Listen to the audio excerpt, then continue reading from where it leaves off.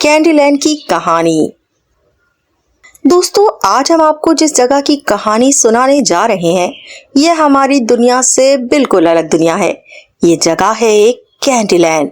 جی ہاں، یہ ایک ایسی جگہ ہے جو جادوئی ہے، بالکل کینڈی لینڈ کی، جہاں ہر چیز چینی اور رنگ برنگی مٹھائیوں سے بنی ہوئی تھی۔ یہاں کے گھر چاکلیٹ کے تھے، سڑکیں لیمن کینڈیز کی تھی اور درختوں کی شاخیں گھمبٹ سے لدی ہوئی تھیں۔ یہاں رہنے والے لوگ بھی انوکھے تھے۔ ایک بونا آدمی تھا جس کا سر مارش میلو کا تھا، ایک رنگین جلیبی نما خرگوش تھا اور ایک لمبا لڑکا جو قندیل جیسا دکھتا تھا۔ یہ دنیا خوشبوؤں اور مٹھاس سے بھرپور تھی، لیکن اس دنیا میں سب سے خاص تھی ایک چھوٹی بچی جس کا نام سارا تھا۔ سارا کی عمر صرف 7 سال تھی اور وہ ہمیشہ اپنے شوگر فلیور باغ میں کھیلتی رہتی تھی۔ ایک دن کینڈی لینڈ میں کچھ عجیب ہوا۔ سڑکوں کی مٹھاس کم ہونے لگی، درختوں سے گھمبٹ گرنے لگی اور گھروں کی چاکلیٹس پگھلنے لگیں۔ سب بہت پریشان تھے۔ بونے آدمی نے اپنی بڑی مارش میلو ناک کو کھجاتے ہوئے کہا، یہ تو بڑی مشکل بات ہے۔ سارا کو لگا کہ یہ مسئلہ کسی جادو کے ذریعے حل ہو سکتا ہے۔ اس نے اپنی جلیبی خرگوش دوست کرم کو بلایا اور کہا، ہمیں اس کا حل ڈھونڈنا ہوگا۔ کرم نے اپنے کان مروڑتے ہوئے کہا، شاید یہ پرانی لائبریری کی جادوئی کتاب میں ہو۔ سارا اور کرم نے پرانی لائبریری کا سفر شروع کیا۔ لائبریری جنجر بریڈ کے محل میں تھی جو وادی مارش میلو کے پیچھے تھی۔ راستے میں انہیں کئی مزیدار اور عجیب مخلوقات ملی، جیسے گومبو جو چیونگم سے بنا ایک بڑا سا دیو تھا لیکن دل کا بہت نرم تھا۔ جب وہ لائبریری پہنچے تو وہاں کی کتابوں سے چاکلیٹ کی خوشبو آ رہی تھی۔ سارا نے جلدی سے ایک پرانی کتاب نکالی جس میں لکھا تھا، کینڈی لینڈ کی مٹھاس ایک قدیم کوہ جادو سے جڑی ہوئی ہے۔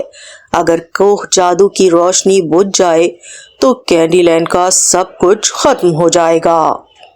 سارا اور کرم نے فوری طور پر کوہ جادو کا رخ کیا۔ راستے میں انہیں ایک بونا آدمی ملا جس کا سر بالکل چاکلیٹ کا تھا۔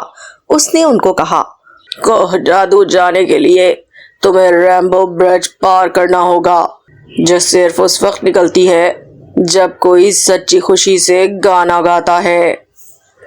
سارا نے اپنی پیاری آواز میں گانا گایا، میٹھی دنیا رنگین خواب، سب کا پیار سب کا جواب، میٹھی دنیا رنگین خواب۔ اور دیکھتے ہی دیکھتے ریمبو برج ظاہر ہو گئی اور وہ دونوں کوہ جادو پہنچ گئے۔ کوہ جادو میں پہنچ کر انہوں نے دیکھا وہاں کی روشنی ایک کینڈی کرسٹل سے آ رہی تھی جو دھندلا ہو رہا تھا۔ ایک پرانا جادوگر جو چنگم کی شکل کا تھا وہاں بیٹھا تھا۔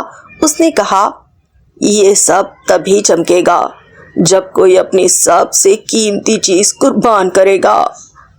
سارا نے بغیر سوچے اپنی سب سے قیمتی چیز اپنی شوگر فلیور کرسٹل کے قریب رکھ دی۔